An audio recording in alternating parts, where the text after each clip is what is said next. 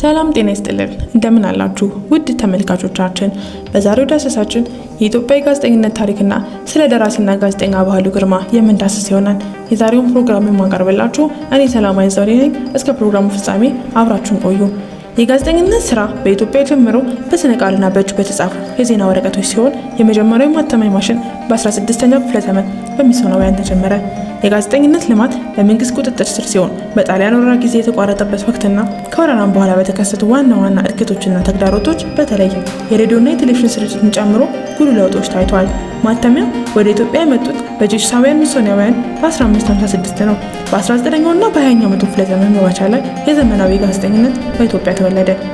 ዳግማዊ አፄ ምኒልክ በ1901 ዓ.ም አእምሮ የተባለውን የመጀመሪያውን የአማርኛ የመንግስት ጋዜጣ አቋቋሙ። ይህ ጋዜጣ ሲቋቋም የዘመናችን ጋዜጠኝነትም ቅርጽ ያዘ። በመቀጠል ብርሃንና ሰላም የተሰኘው ጋዜጣ በ1925 ዓ.ም ተቋቋመ። በኢትዮጵያ ዘመናዊ ጋዜጣ ከ1902 እስከ 1935 ተመሰረተ። የጋዜጣ ልማት ከ1936 እስከ 1941 የጣሊያን ወረራ ጊዜ የተቋረጠበት ነበር። እንደ አውሮፓውያን አቆጣጠር ከ1942 እስከ 2002 ከጣሊያን በኋላ ያለው የወረራ ዘመን በተከታታይ መንግስታት የህትመት እድገትንም አሳይተዋል። በዚህ ወቅት የኢትዮጵያ ዜና አገልግሎት ኢዜአ በ1942 ዓ.ም ተመሰረተ። በአሁኑ ሰዓት የሚዲያ ምህዳሩም ተስፋፍቷል። በ1941 ከጣሊያን ወረራ ነፃ መውጣቱን ተከትሎ የብዙሃን ግንኙነት አዲስ እድገትንም አሳይቷል። የብሮድካስት ሚዲያ መግቢያ በተመሳሳይ መልኩ ቁጥጥር ቢደረግበትም የሬዲዮ ስርጭት በጣሊያን ኩባንያ በ1933 አስተዋወቀና ከነፃነት በኋላ እንደገና ተቋቋመ። የቴሌቪዥን ስርጭት በጥቅምት 30 ቀን በ1964 ዓ.ም የንጉሠ ነገሥቱን 33ኛውን የዘውድ በዓላቸውን ለማክበር በይፋ የተከፈተ ሲሆን ኃይለ ሥላሴ ለትምህርትና ለዜና የሚሆን ጠንካራ መድረክ ነው ሲሉ ገልጸውታል። ኃይለ ሥላሴ ብርሃንና ሰላም ማተሚያ፣ አዲስ ዘመን፣ የኢትዮጵያ ሄራልድ፣ የኢትዮጵያ ዜና አገልግሎት ኢዜአ፣ ሬዲዮ ኢትዮጵያና የኢትዮጵያ ቴሌቪዥን ኢቲቪን ጨምሮ በመንግስት ዋና ዋና የዜና ማሰራጫዎችን በማቋቋምና በማዘመን ቀጥተኛ ተሳትፎ ነበራቸው። በ1960 ዓ.ም ከከሸፈው የመፈንቅለ መንግስት ሙከራ በኋላ የመገናኛ ብዙሃን የቁጥጥር የፕሮፓጋንዳ ስራዎች መደበኛ ለማድረግ እና ለማጠናከር የማስታወቂያ ሚኒስቴር ጋዜጣና መረጃ ቢሮን አቋቁሟል።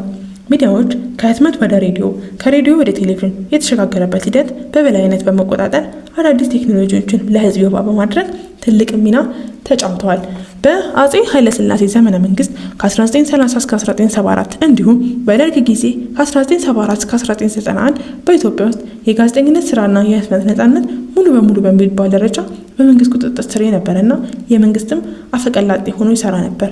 ኃይለሥላሴ የገዙት በአምባገነናዊ ንጉሳዊ ስርዓት ሲሆን በአጠቃላይ ነፃ አስተሳሰብ፣ ንግግርና ነፃ የህትመት ስራ አይፈቀድም ነበር። የነበሩት ሚዲያዎች በመንግስት ጥብቅ ቁጥጥር ስር ሆኖ የገዢውን ስርዓት ይደግፉ ነበር እንጂ ነፃ የህዝብ ንግግር ወይም ትችት ለማዘጋጀት አልነበረም። ብዙ ጊዜ የዜና ጽሁፎች የንጉሠ ነገሥቱን እንቅስቃሴና ጥረት በማጋነን የተሞሉ ነበሩ። ይህም በሀገር ውስጥም ሆነ በዓለም አቀፍ ደረጃ ተወዳዳሪ የሌለውን ገጽታ ለመገንባት አገልግሏል። በደርግ ጊዜ ሚዲያው ከፍተኛ ቁጥጥር የተደረገበትና የመንግስት ፕሮፓጋንዳ መሳሪያም ሆኖ የገዢውን ወታደራዊ መንግስት የሶሻሊስት ርዕዮተ ዓለም ለማሰራጨት ይጠቀምበት ነበር። ጋዜጠኞች ገለልተኛ አስተያየቶችን ወይም ወሳኝ ሀሳቦችን የመግለጽ መብትም አልነበራቸውም። ይዘቱ ወጥ የሆነና የመንግስትን ፖሊሲ የኮሚኒስት ርዕዮተ ዓለም የሚያንጸባርቅ ነበር። ከወታደራዊ መንግስት መስመር ጋር የሚቃረኑ ሀሳቦች ታፍነዋል። ተቃዋሚዎች ለእስርና ለእንግልት ተዳርገዋል። በተለይ ጋዜጠኞች በዘገባቸው ምክንያት የተገደሉበት በሰፊው የተዘገበ ጉዳይ አይደለም። ኢትዮጵያ ውስጥ በጋዜጠኞችና ምሁራን ላይ ለታለመው ግድያና መሰወር በጣም ዝነኛ የሆነው የደርግ ወታደራዊ መንግስት በ1974 ዓ.ም ነበር።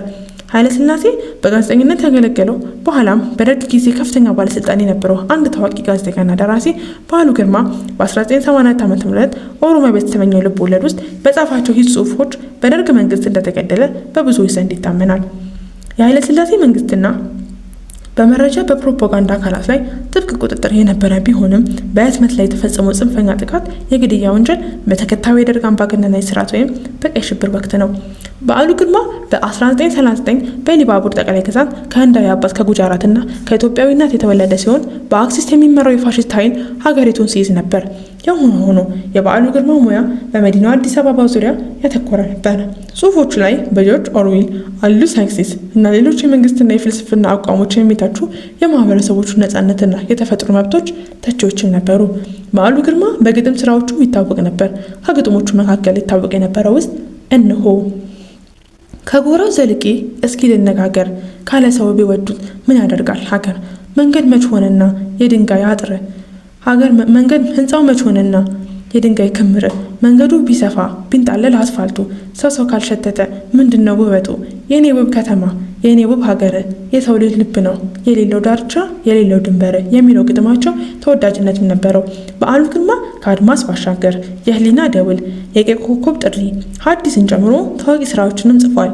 በዓሉ ግርማ ኢትዮጵያዊ ጋዜጠኛና ደራሲ ሲሆን ኦሮማይ የተሰኘ መጽሐፍንም ጽፏል። ኦሮማይ በኤርትራ ቋንቋ ፖይንትለስ ወይም ከንቱ ማለት ሲሆን ከጣሊያን አረማ የተወሰደ በአማርኛ ቋንቋ የተጻፈና በ1983 የታተመ ልብ ወለድ ነው። ኦሮማይ መጽሐፍ ውስጥ ያሉት ገጹ ብዛት እንደ እትሙ ይለያያል። የመጀመሪያው አማርኛ እትም 375 ገጾች ብዛት ሲኖሩት ልብ ወለዱ በደርግ ወታደራዊ መንግስት የቀይ ኮከብ ዘመቻ ላይ ያተኮረ ታሪክን አቅርቧል። በአዲስ አበባ በኩራዝ አሳታሚ ድርጅት ታትሟል።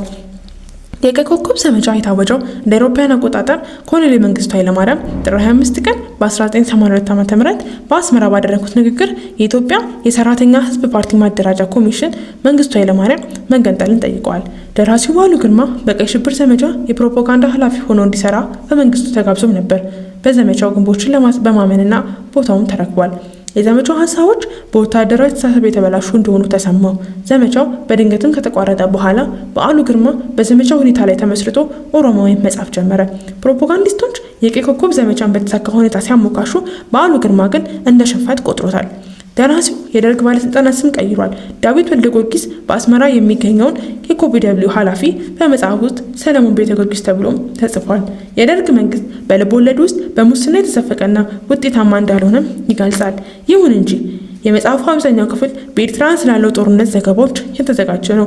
በኦሮማይ መጽሐፍ ውስጥ በኤርትራ መንደር በመንግስት ታጣቂዎች የተፈጸመ ጭፍጨፋና አስገድዶ መድፈር ዘገባዎችም ቀርበዋል። መጽሐፉ የሻዕቢያ መሪ የነበሩት ተክሌ ገብረ ማርያም የሻዕቢያ ድርብ ወኪል ስለነበር ስለሚባሉ የጋዱ ዓለም ወሬ ይነግረናል። ክንፉ አብርሃም እንደሚለው ኦሮማይ ሊታተም የቻለበት ምክንያት በመንግስቱ ፍቅሬና በፍቅሬ ወልደ ስላሴ መካከል የነበረው ፍጥጫም ነው። ነገር ግን ከተለቀቀ ከ24 ሰዓታት በኋላ መንግስት የልብ ወለድ ወረቀቱን አግዶታል። ሁሉም ቅጂዎች ከመጽሐፍ ሱቆችም ተወግደዋል።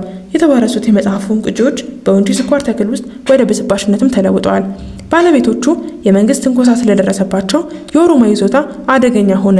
ግን እገዳው ከመውጣቱ በፊት 500 የሚያህሉ ቅጂዎችም ተሽጠዋል እና መጽሐፉ በቴሮክስ ማሽኖች መታተሙን ቀጥሏል።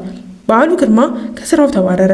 ከጥቂት ወራትም በኋላ እንደ አውሮፓውያን አቆጣጠር በ1984 ደብዛው ጠፋ። በወቅቱ የኢትዮጵያ መንግስት በመቃወምና በመተቸት በደርግ እንደተገደለም ተጠርጥሮ ነበር። በአጠቃላይ የእሳቸው መሰወር ከኦሮማይ ህትመት ጋር የተያያዘም እንደሆነ ይታመናል። መጽሐፉ ለስነ ጽሁፍ ብቃቱና ለጸሐፊው ጀግንነት በሰፊው ተነባል። እንደው ለመጥቀስ ያህል በዓሉ ግርማን እንደ ምሳሌነት ጠቀስን እንጂ ብዙ ያልተዘመረላቸው፣ ያልተዘረከላቸው፣ ያልተወራላቸው፣ ያልተወደሱ ጋዜጠኞችና ደራሲዎች፣ ገጣሚዎችና እንዲሁም ጸሐፊዎች አሉ። ለእውነትና ለሀቅ ሀገርና ህዝቤን አልከዳም ቃሌንም እጠብቃለሁ በማለት ብዙ የህይወት መስዋዕትነት የከፈሉ ደጋግ ድንቅዬ ሰዎችም አሉ።